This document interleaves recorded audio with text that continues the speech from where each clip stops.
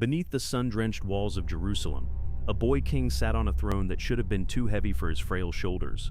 Baldwin IV, barely a teenager, was no ordinary monarch. Stricken with leprosy, his body weakened by disease, he nonetheless possessed a mind of unparalleled brilliance. Every council meeting, every military decision, every diplomatic negotiation bore the mark of a genius forced to think beyond the limits of his failing body.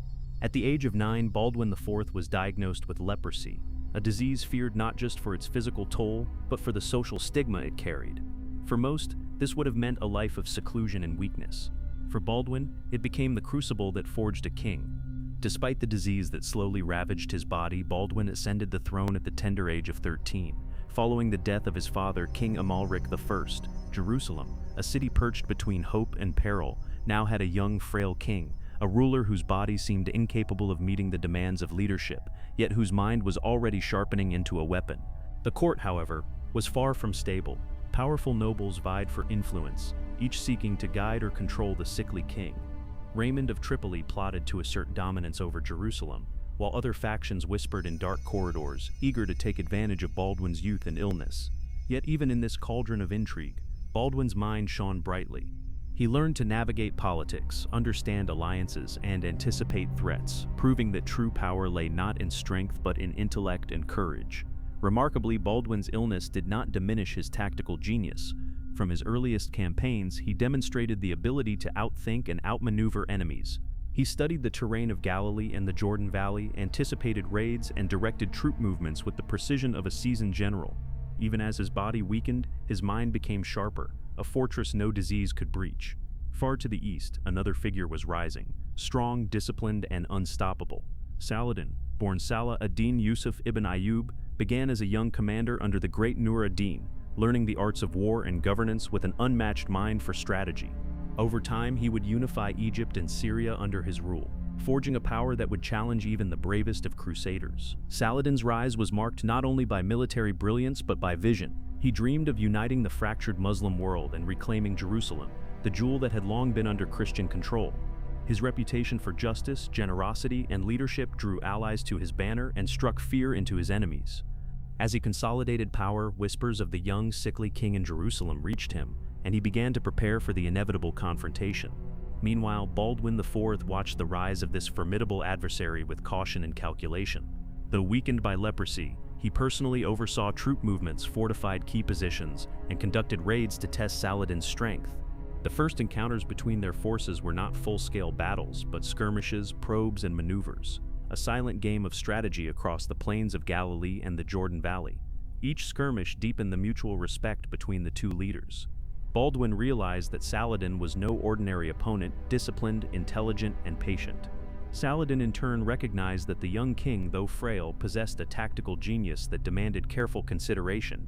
The year was 1177. Saladin, confident in his growing power, led a massive army north through the plains of Galilee, intent on capturing Jerusalem. Thousands of seasoned warriors followed him, banners snapping in the wind, their morale high, their eyes fixed on conquest. Few thought a sickly boy king could stand in their way. But Baldwin IV, though stricken by leprosy and physically frail, refused to surrender to fate. Mounted on horseback and flanked by his loyal knights, he met Saladin's forces at Montgizard. Outnumbered and underestimated, Baldwin relied not on sheer strength, but on strategy, surprise, and the courage of men inspired by a king who refused to yield.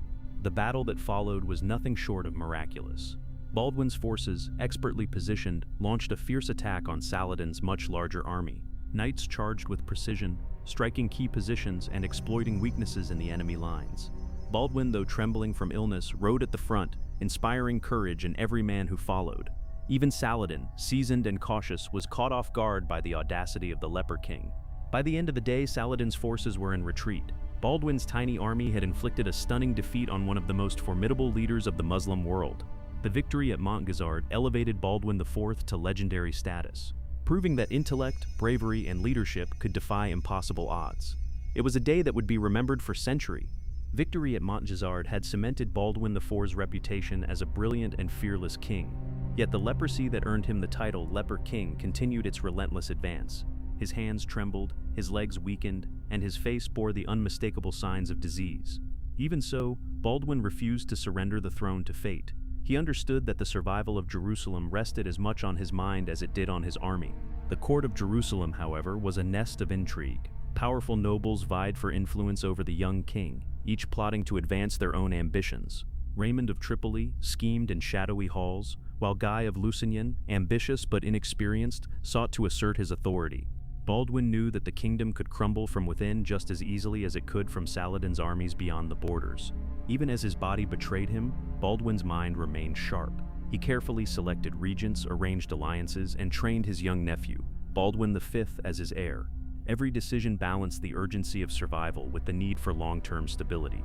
He became a living chess master, maneuvering pieces across a political and military board, ensuring the kingdom would endure as long as possible, despite his failing health.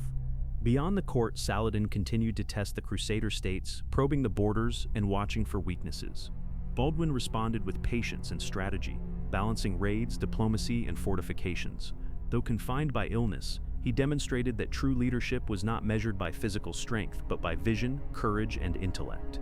By 1185, Baldwin IV's body had been ravaged by leprosy and the king died. Jerusalem mourned the passing of a king who had defied fate, whose intellect and courage had held the kingdom together in a world of chaos. With his death, the kingdom descended into instability. Baldwin V, his young nephew and heir, was barely a child, and power struggles erupted among the nobility. Raymond of Tripoli and other lords maneuvered to control the throne, while Guy of Lusignan, ambitious and inexperienced, assumed kingship under fraught circumstances.